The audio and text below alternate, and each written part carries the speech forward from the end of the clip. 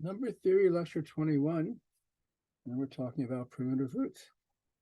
So let's recall, first of all, the Euler-Fermat theorem.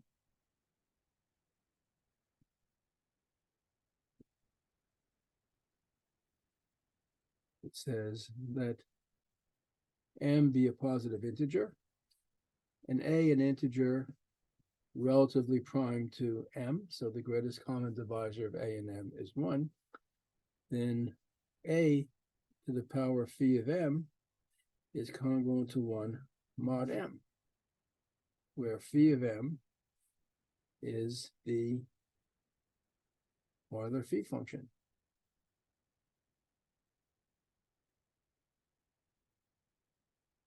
And so a to the power phi of m minus 1 is divisible by m. And what is called the index of a mod m, which is written as sometimes ind of a mod m, is the smallest positive integer k, such that a to the k is congruent to 1 mod m. So phi of m has this property, a to the phi of m is 1 mod m, so we can say that k is at most phi of m, because phi of m always works, but maybe a smaller power works as well. So, for example, if we take a equal to 4 and m equal to 9, so 4 and 9 are relatively prime. And phi of 9 is 6. Phi of 9 is one formula for phi of m. Phi of m is the product over all the primes dividing m, 1 minus 1 over p times m. So the only prime that divides 9 is 3. So this would be 1 minus 1/3 times 9, which is 2/3 of 9. That's how we got 6. And therefore, so 4 to the 6th is congruent to 1 mod 9 by Euler's theorem. But maybe a smaller power of 4 is congruent to 1 mod 9. So we can check. So 4 to the first power is congruent to 4 mod 9. 4 squared is 16, is congruent to 7 mod 9. 4 cubed is 64. 64 is 9 times 7 plus 1. So 4 cubed is congruent to 1 mod 9. So the index of 4 with respect to the modulus 9 is equal to 3. 3 is the smallest power of 4 congruent to 1 mod 9. So this is a nice example of what we're talking about.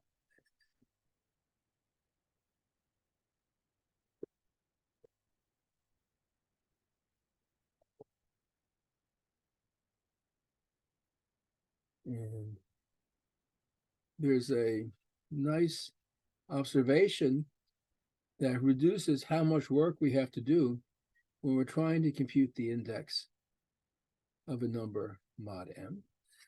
So it's the following. So again, m is a positive integer, a and m is relatively prime. Suppose we let k be the index of a mod m, then k always divides the Euler phi function, phi of m. So in the example we just looked at, the index of 4 mod 9 is 3. Phi of phi of 9 is 6, and the index 3 is a divisor of 6. And the proof of this statement is as follows. Divide phi of m by k. We get phi of m is k times some quotient plus a remainder, where the remainder is between 0 and k minus 1. The remainder is always less than what you're dividing by.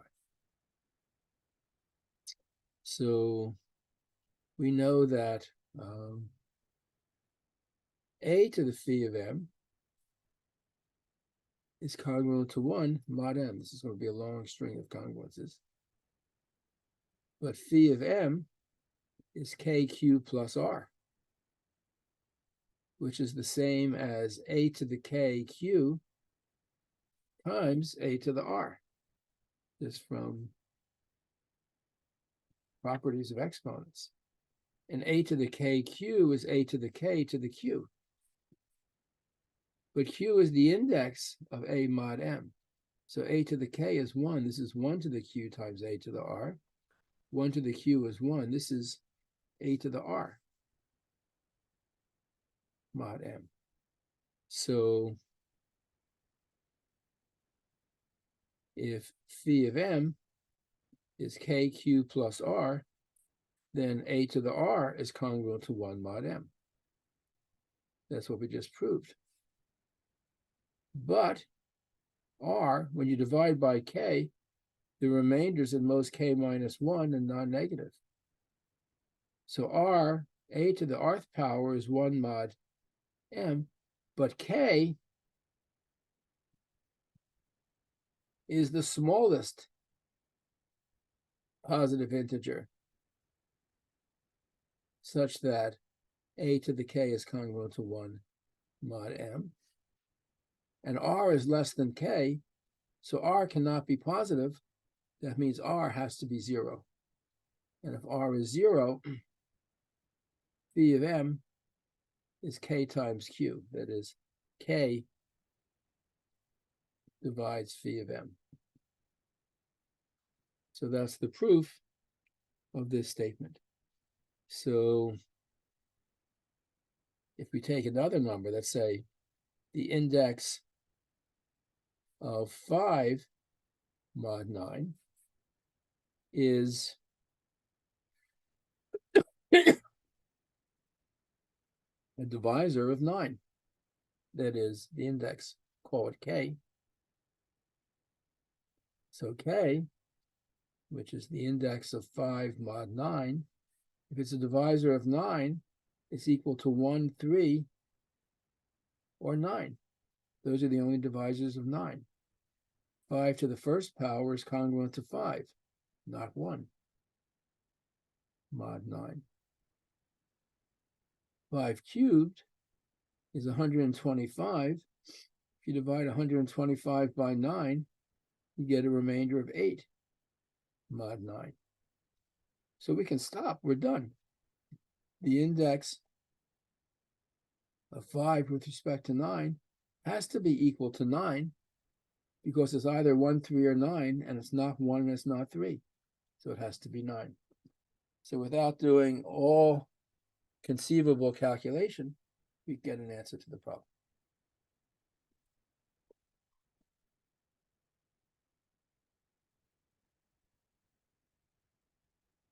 The simplest case of dealing with primitive roots, or at least dealing with indices, is suppose that our modulus m is a prime number p. Then an integer n, a, is relatively prime to p if and only if p does not divide a. Because if a and p had a common divisor bigger than 1, the only divisors of p are 1 and p, so p would have to divide a. So if p is not divisible, if a is not divisible by p, then it's relatively prime to p. And again, by the Euler-Fermat theorem, or that's just called Fermat's theorem for a prime, by Fermat's theorem. And what is P? P is prime, means phi of P is P minus 1. All the numbers from 1 to P minus 1 are relatively prime to P. So A to the P minus 1 is congruent to 1 mod P. And the index of A with respect to P must divide P minus 1.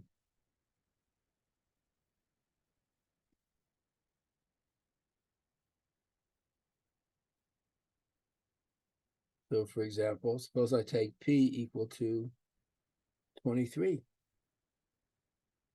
So phi of P is phi of 23 is 23 minus 1, or 22. And the divisors of 22 are 1, 2, 11, and 22.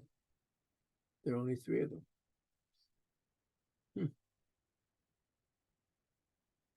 So suppose we want to find the index of, well, let's say 2 mod 23.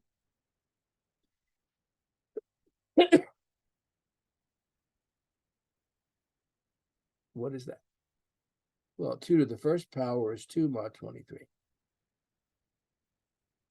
2 squared is 4 mod 23. Let's see, we need 2 to the 11th. Let's just take powers of 2. 2 to the 4th power is 16 mod 23. 2 to the 8th power is 2 to the 4th power squared. That's 16 squared. If I want to be easy, 16 is the same as minus 7, so minus 7 squared. That's 49. 49 mod 23 is congruent to 3 mod 23. So 2 to the 11th, 2 to the 11th is 2 cubed times 2 to the 8th. 2 cubed is 8. 2 to the 8th is 3. So this is 24, which is 1 mod 23. So I don't have to worry about the numbers 3, 4, 5, 6, 7, 8, 9, or 10, because the index must be a divisor of 22, and the divisors of 22 are just these 4 numbers, 1, 2, 11, and 22. So the index of 2 mod 23 is 11.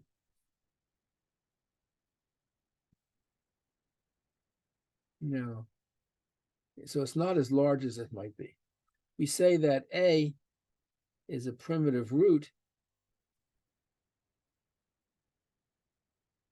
mod P if A and P are relatively prime and the index of A with respect to P is the largest it can be, is P minus 1. So in the case of P equal to 23, a primitive root is a number A whose index is 22. So 2 has index 11 mod 23. 2 is not a primitive root.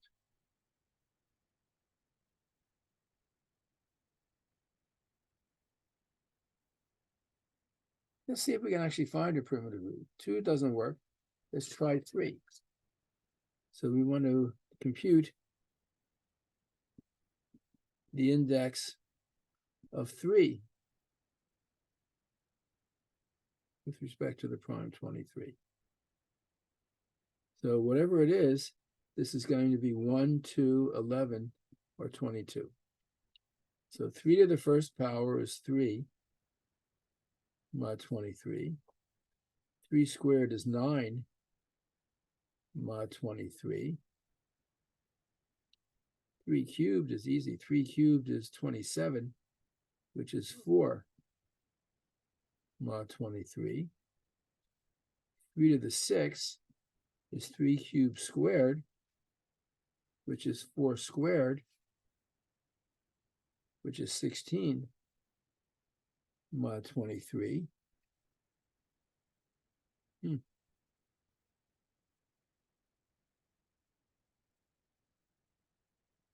3 to the 7th is 3 times 3 to the 6th. That's 3 times 3 to the 6th is 16. 16, which is 48, which is 2 mod 23. And 3 to the 11th is, let's see, 11 is 7 plus 3 plus 1. I mean, this is just different. There's a million ways to do this. This is just how I happen to choose the arithmetic. 3 to the 7th times 3 cubed times 3 to the first power. 3 to the 7th is 2. 3 cubed is 4. 3 to the first power is 3. This is 24, which is 1 mod 23. So the index of 3 with respect to the prime number 23 is 11. It's not 22. So 3 is not a primitive root. So 2 doesn't work, 3 doesn't work. It's easy to see that 4 doesn't work because we know that 2 to the 11th, we showed the index of 2 with respect to the prime 23 is 11. So 2 to the 11th is congruent to 1 mod 23. So 4 to the 11th, 4 is 2 squared, which is 2 to the 22nd power. Well, actually, just by Fermat, we know this is congruent to 1 mod 23, because 22 is phi of 23. So 4 doesn't work either. Suppose I take 5, and I want to compute the index of 5 with respect to 23. So 5 to the first power is 5. 5 squared is 25, is 2 mod 23.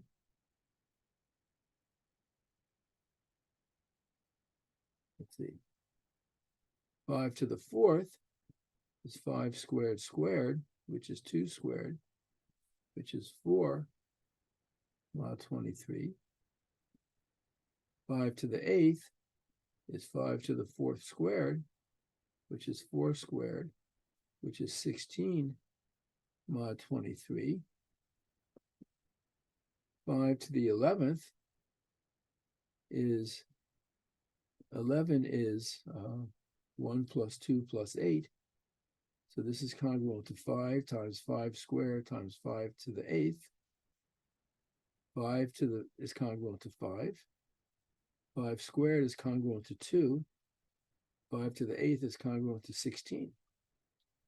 So this is congruent to 160 mod 23.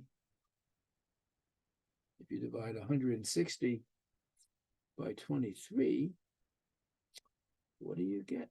If I did my arithmetic right. Um, 12.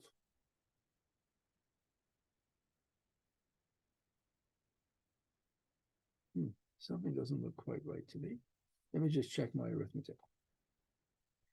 5 to the first power is congruent to 5. 5 squared is 25, which is 2 mod 23. 5 to the 4th is 5 squared squared, which is 2 squared or 4.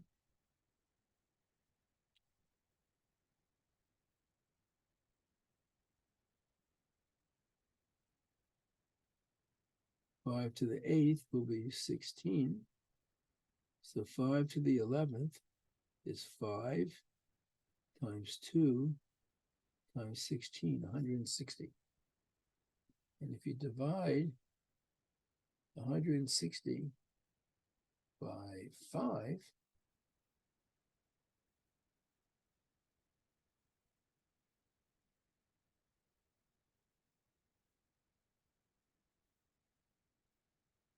you get 22, or minus 1 mod 23.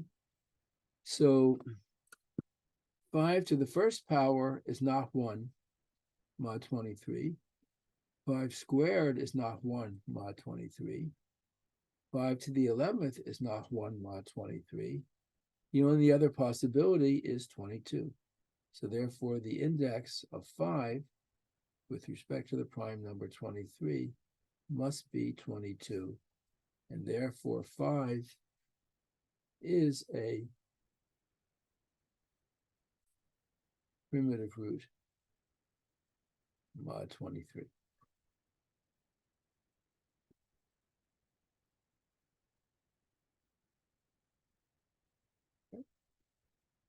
Please always interrupt if there are any questions.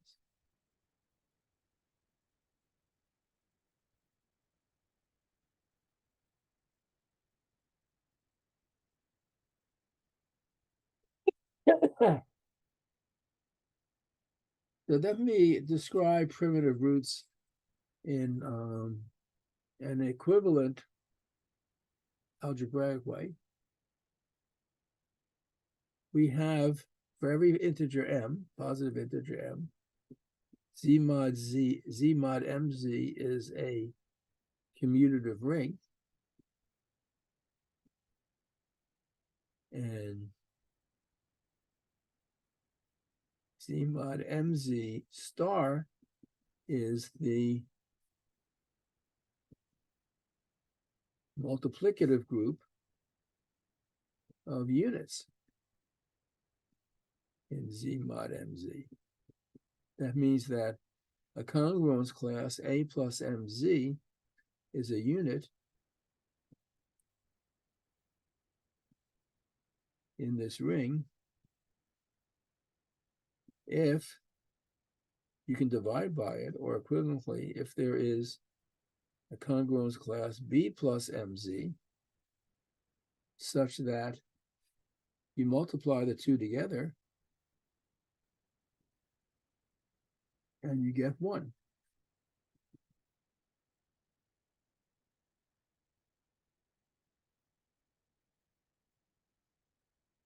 You get the congruence class of 1.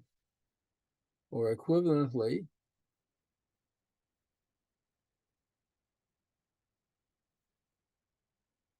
there exists B such that when you multiply these two congruence classes, you get the congruence class AB plus mz. So AB is congruent to 1 mod m, which is the same as saying that the linear congruence, like a linear equation, AX congruent to 1 mod m, has a solution. And when we studied congruences, we saw that this has a solution if and only if A is congruent to 0. Sorry, if and only if B, there's no B, if and only if 1 is congruent to 0 modulo the greatest common divisor of A and M, which means the greatest common divisor of A and M equals 1. So the congruence classes that are units in this ring are the congruence classes A plus mz, where A and M are relatively prime. And there are phi of m congruence classes, A plus mz, with A and M relatively prime. That's the definition of the Euler phi function. So z mod mz star is a multiplicative group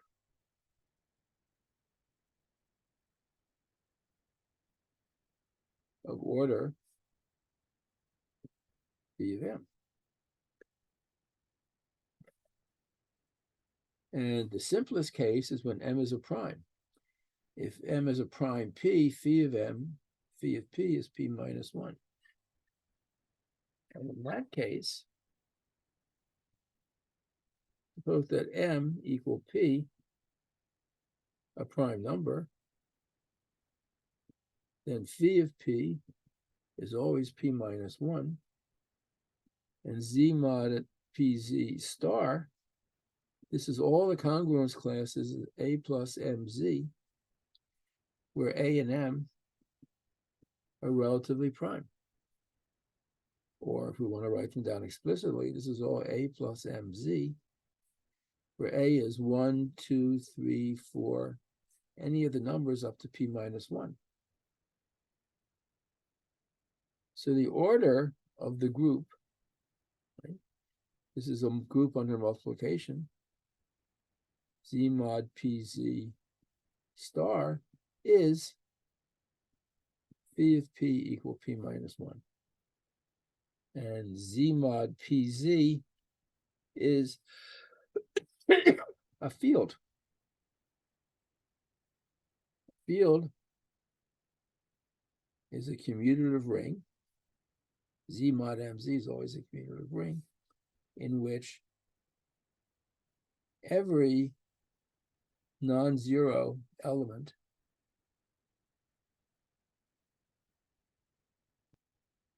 is a unit.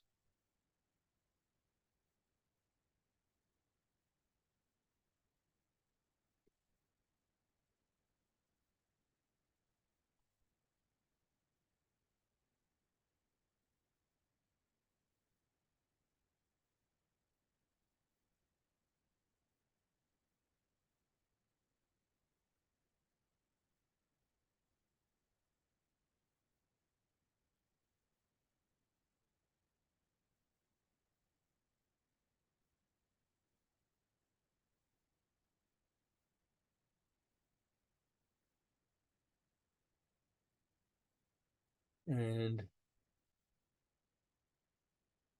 so we have for every prime this very interesting multiplicative group of units.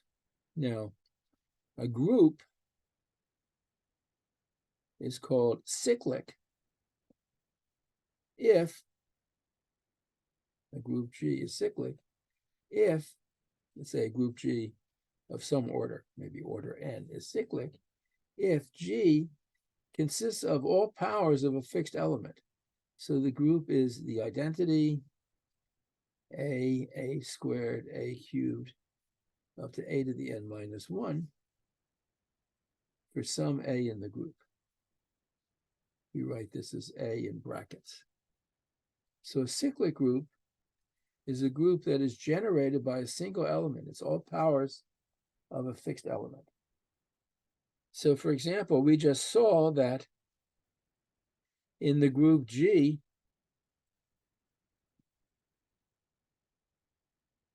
of non-zero congruence classes mod 23, A equal to 5 plus 23Z is a, well, we saw that A is a primitive root. That means when you start taking the powers of A squared, A cubed, and so forth, A to the 22, when you get A to the 23rd power, that's congruent to 1. A to the 22nd power is congruent to 1 mod 23. So if you look at the elements that start with 1, A squared, up to A to the 21st power, these are all distinct elements in the congruence class. Let me write it on a bigger piece of paper.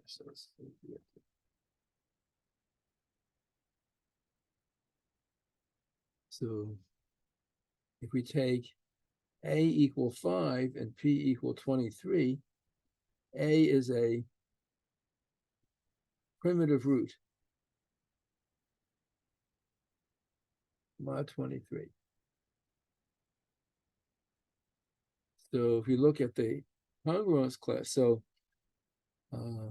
A to the K is not congruent to 1, mod 23. for k any number up to 21, but a to the 22 is congruent to 1 mod 23. If we write this in terms of congruence classes, a plus 23z, a squared plus 23z, a to the 21st power plus 23z, and 1 plus 23z. These are distinct congruence classes in Z mod 23Z star. But this group has only 22 elements, and here we have 22 different elements.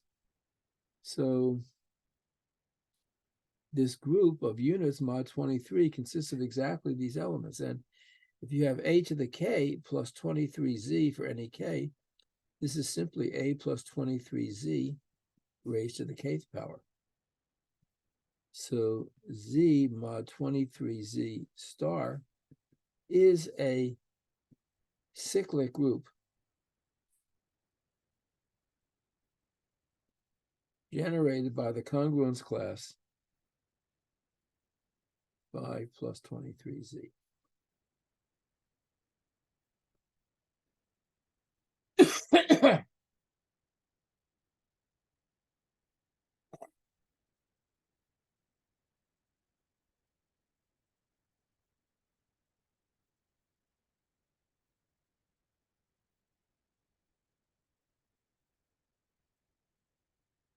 Let's look at another example.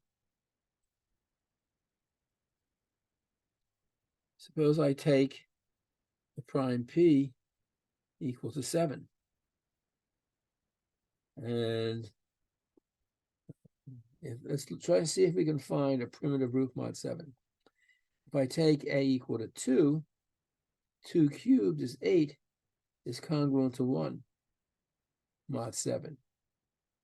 So, and 2 squared is 4. And so the index of 2 mod 7 is 3. So 2 is not a primitive root.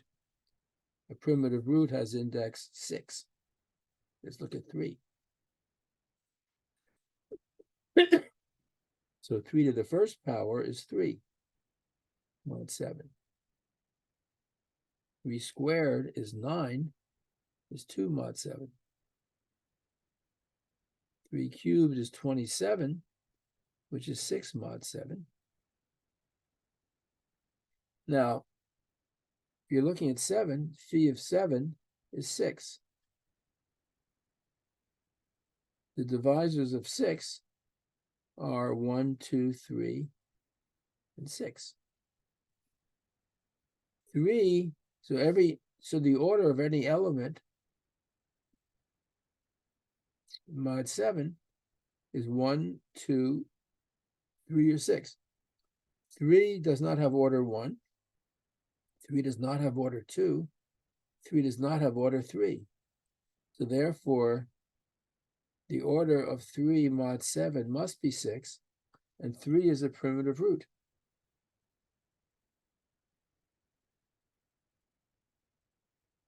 And 3 is a primitive root mod 6. And that means that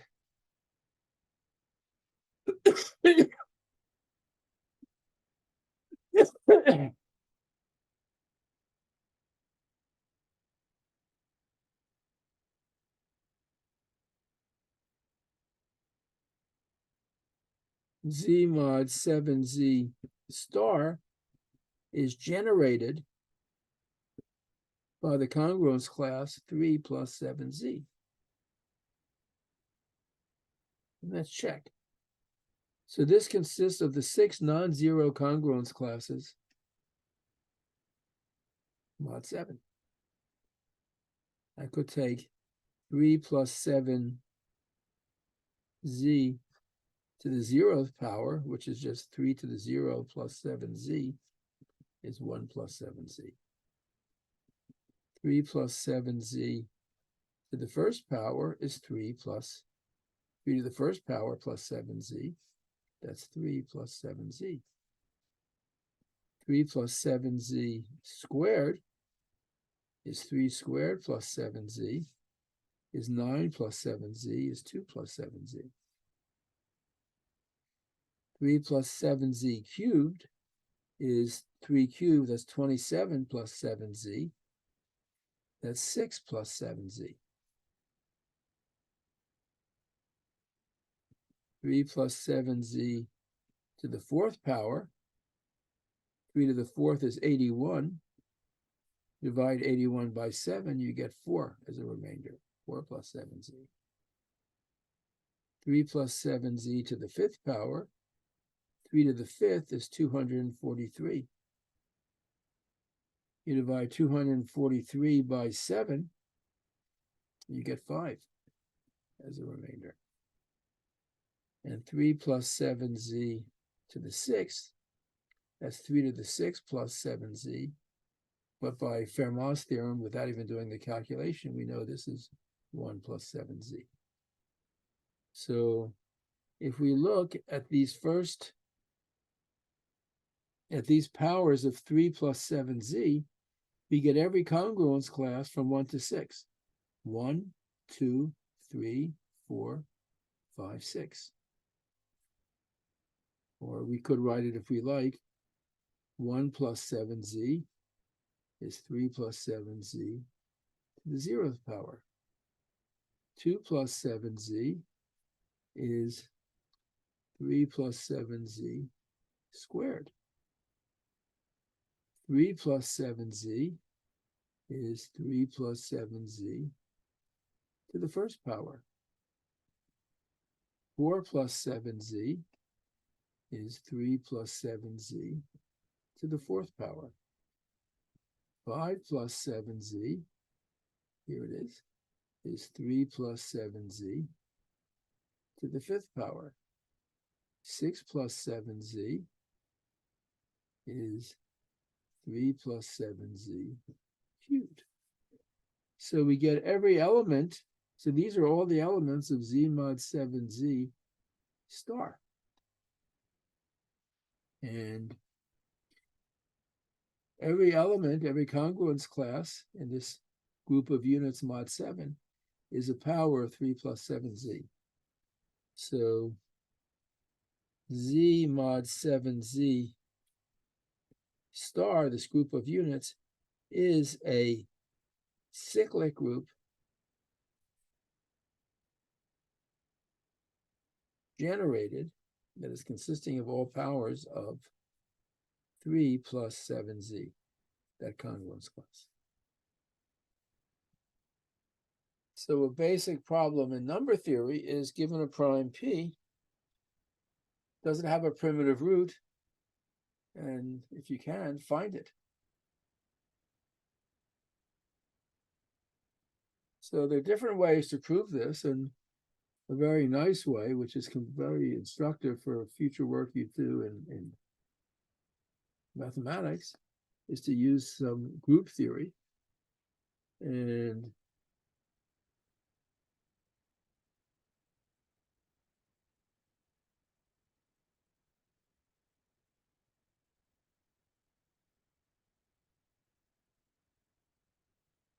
that's what we're going to do.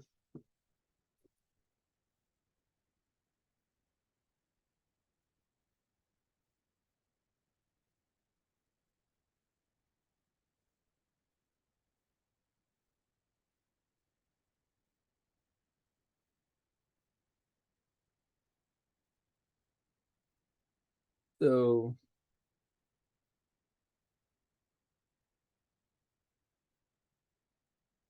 let's see.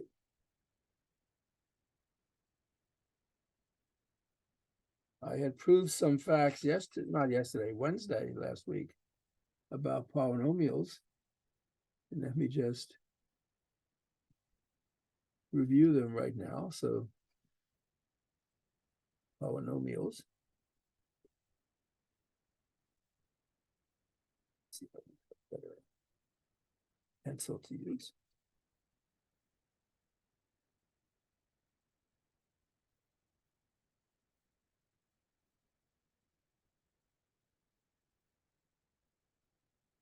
we proved some results about dividing one polynomial by another, and we saw there was a division algorithm. So, polynomials.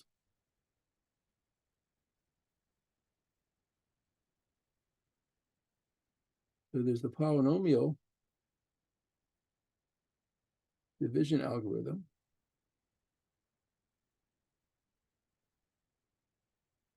This is for polynomials with coefficients in a field. So the integers don't form a field because you cannot, not every integer is invertible as a unit. But in a field, we have the following division algorithm. That's called the field F. So let f of x be in capital F square brackets x, which is the ring of polynomials with coefficients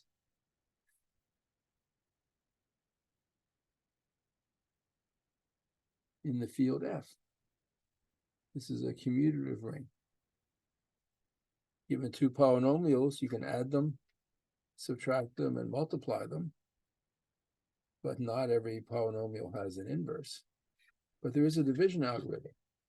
So if f of x is a polynomial in this ring, and d of x is a polynomial, not zero, the zero polynomial has all of its coefficients equal to zero, then there exist unique, this is another existence and uniqueness theorem, q of x in f of x, polynomial, and r of x, a polynomial, such that if I take f of x, I can divide by d of x and get a quotient q of x and a remainder r of x, where either r of x is a zero polynomial or the degree of r of x is strictly less than the degree of the polynomial we're dividing by, d of x. So you can divide one polynomial by another and get a quotient and a remainder. And if q of x doesn't divide evenly into f of x with remainder 0, then there's a unique remainder r of x whose degree is strictly smaller than the degree of what you're divided by, strictly smaller than d of x. And a corollary of this is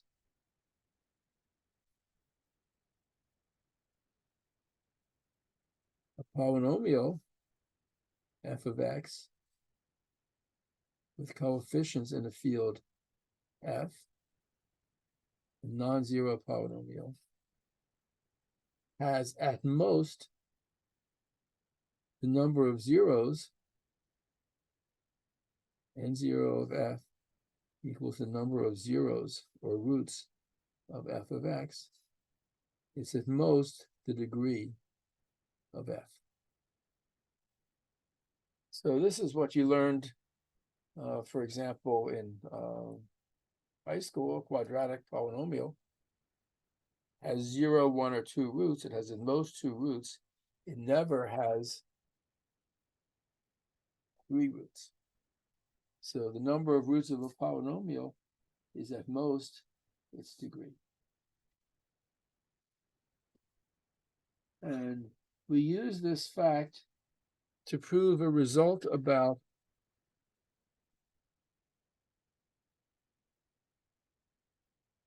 multiplicative groups in a field that will prove for us what we want in number theory, which is that every prime number p has a primitive root. Primitive roots exist for all primes, which is not in any way an obvious fact.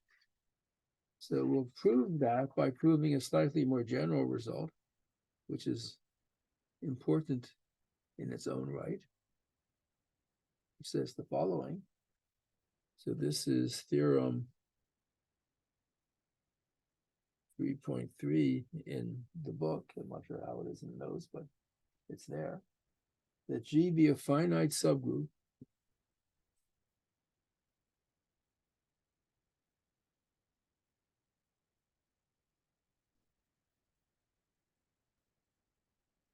of the multiplicative group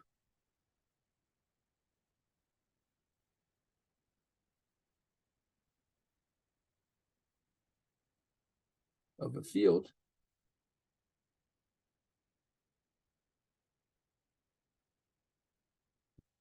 then G is cyclic. So let's just make sure we understand what this whole means. So we have a field F. And what does it mean to have a field? If A is in F and A is different from 0, then there exists an element B in F such that AB is equal to 1. That is, there's an element B which we can write as 1 over A, or A to the inverse, A to the minus 1. Every non-zero element has an inverse. Has to be non-zero. If A were 0, 0 times B would be 0 for every B. It wouldn't be equal to 1. So a field has this property that every non-zero element is invertible, has an inverse, right? So F star is all F except 0. So this is the multiplicative group of non-zero elements of F. So for example,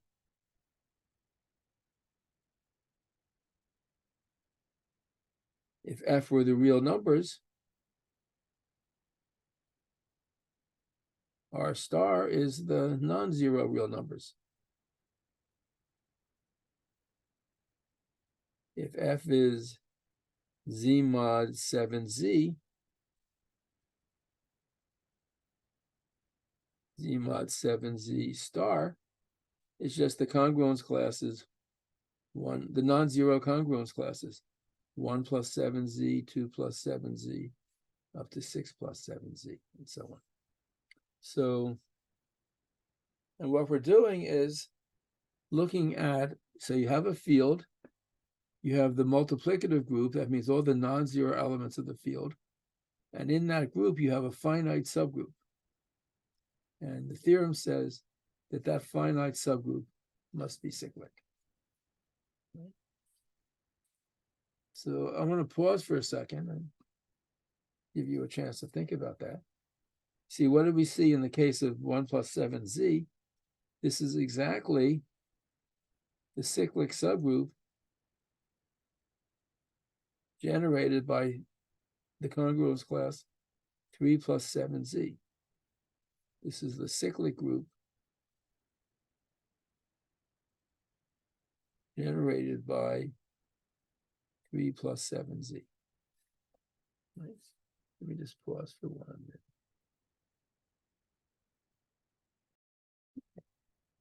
So that is the result I want to prove.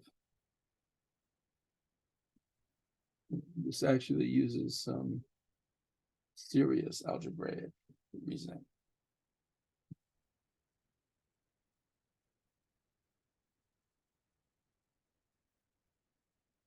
So recall, so this is the proof. And the proof uses Lagrange's theorem, which says the order of a subgroup of a group, of a finite group, divides the order of the group.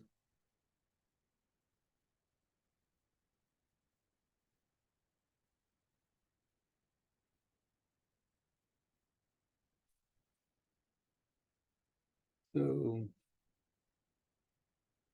G is a finite subgroup of the multiplicative group of a field. Suppose the order of G is equal to M.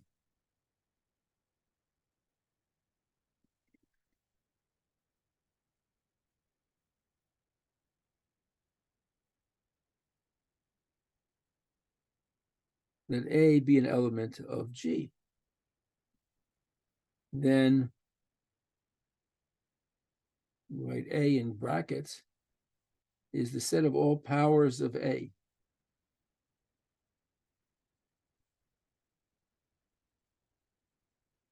This is the cyclic subgroup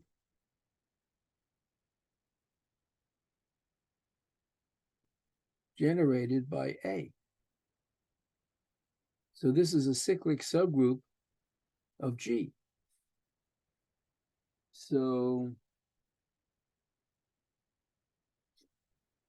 the order of this cyclic subgroup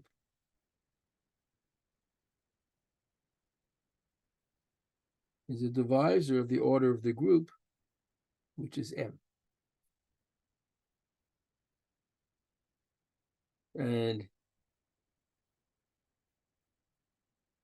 every element A of G has an order D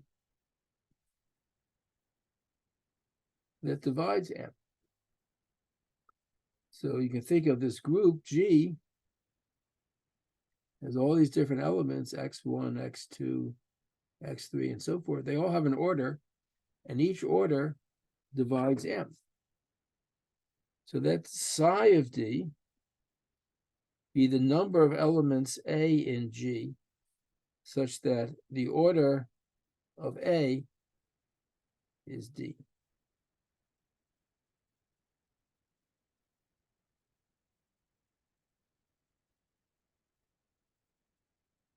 So the first thing we can observe is the order of A, D. D is the divisor of M, and every element has some order. So summation, the sum over all divisors of M, psi of D, has to be equal to the order of the group, which is M. So we have this nice relationship.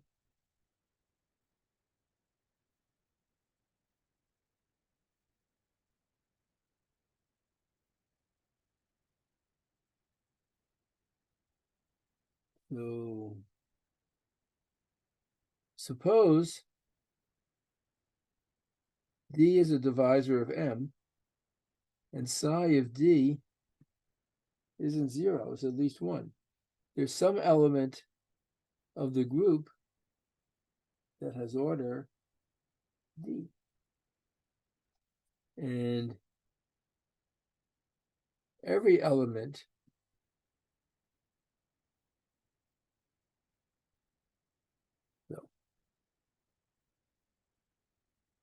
let A have order D.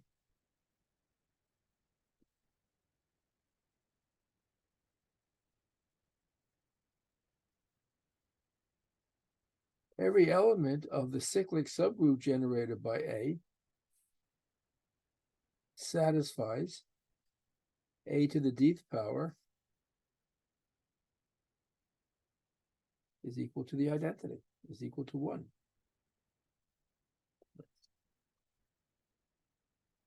So let me just repeat that on a nice clean sheet of paper. So A is an element of the group G. The order of A is D. So the cyclic subgroup generated by A, which is the identity A squared up to A to the D minus 1, has D elements. And every one of these elements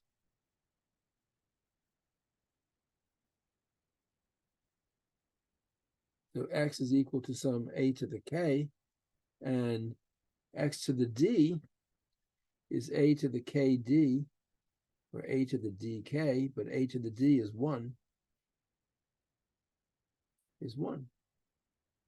So, or equivalently, x to the d minus 1 is 0. So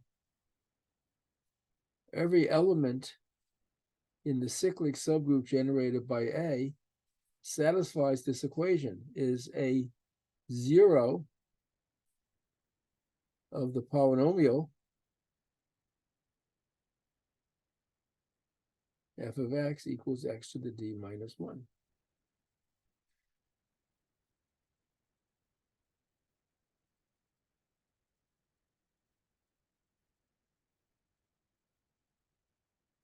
So this polynomial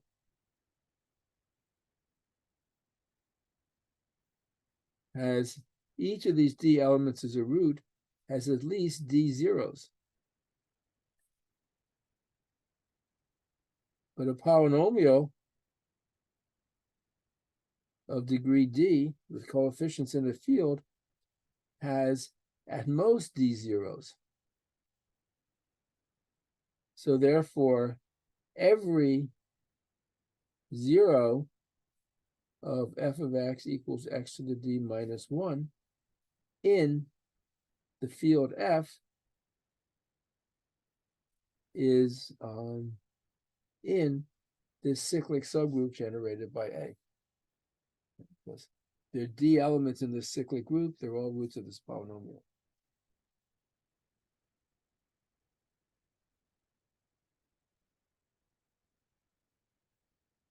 In particular,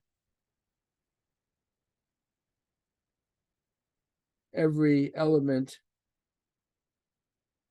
in the group of order D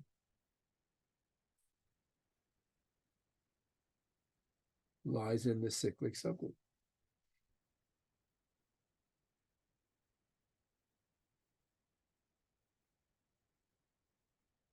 But a cyclic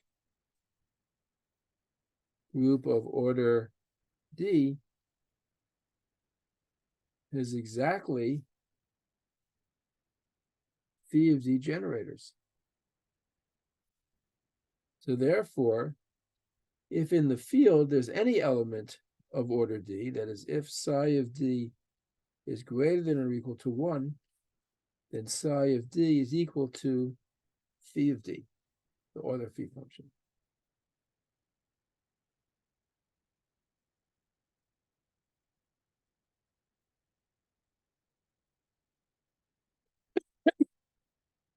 But we already showed long ago that the Euler phi function satisfies the identity sum over all divisors of m phi of D equals m. And we also just showed that summation d divide m, psi of D equals m, and either psi of D equals 0 or psi of D equals phi of D for all D.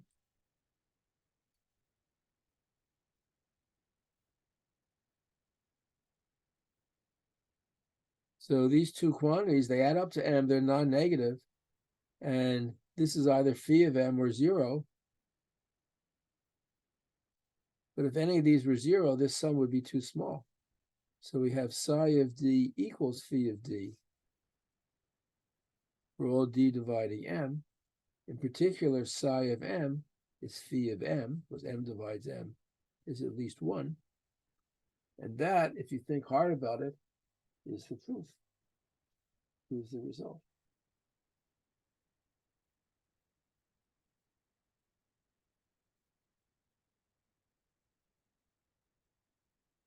So this is something that really deserves a lot of time studying hard, and it's done legibly in the book, and it's probably the best place to look at it are in the notes that I sent out. So the theorem we just proved is that every finite subgroup of the multiplicative group of a field is cyclic. And let's look at the special case.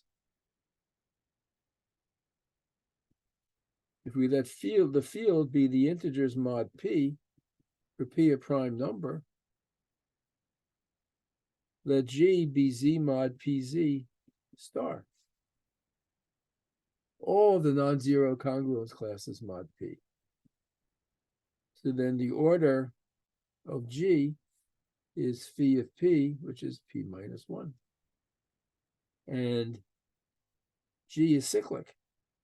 What does that mean? It means that there exists an integer A relatively prime to M with A plus PZ as order P minus 1. That means that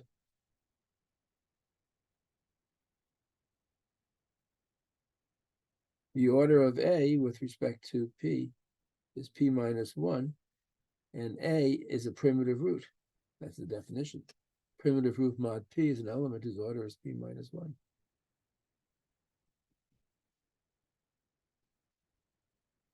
And moreover, Z mod PZ cyclic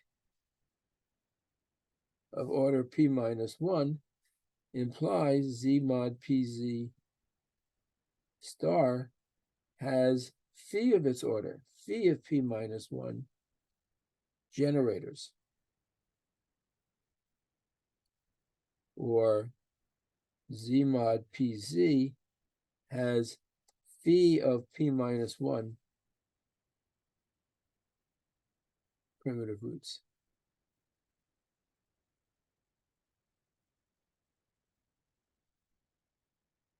So for example, if P equals 7, phi of P minus 1 is phi of 6. Phi of 6 is 2. So this says that there are two distinct primitive roots mod 7.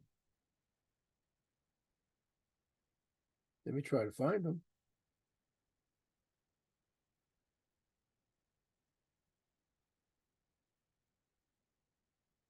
So if we take our field to be the integers mod 7, we already saw that 3 is a primitive root. And there has to be another one.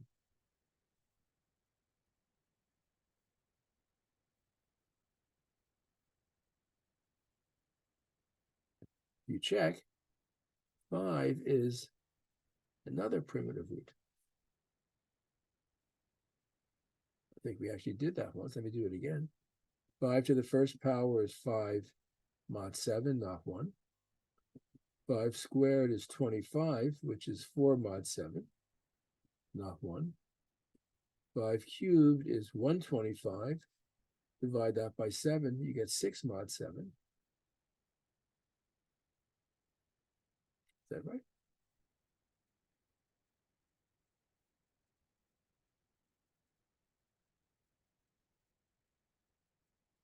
Yeah, 6 mod 7. Well, the order of 5 mod 7 has to be 1, 2, 3, or 6. It's a divisor of 6. It's not 1, 2, or 3, so it has to be 6. So the primitive roots, mod 7, are 3 and 5.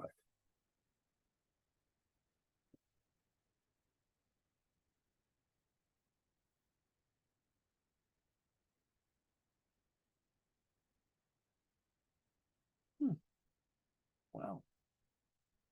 So this is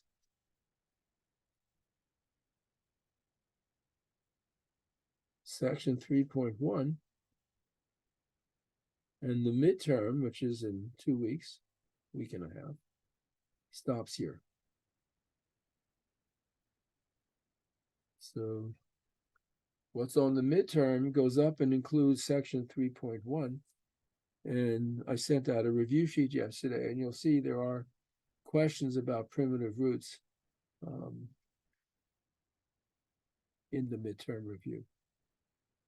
So there are a few classes after Thanksgiving where we'll consider one more subject, quadratic residues, and that will be on the final, but it's not on the midterm. Okay. Any questions about what we've just been doing? Okay. Then that's all for the morning. Enjoy the very nice day and enjoy Thanksgiving. No class. School was closed on Wednesday, so our next class is a week from today. Bye all.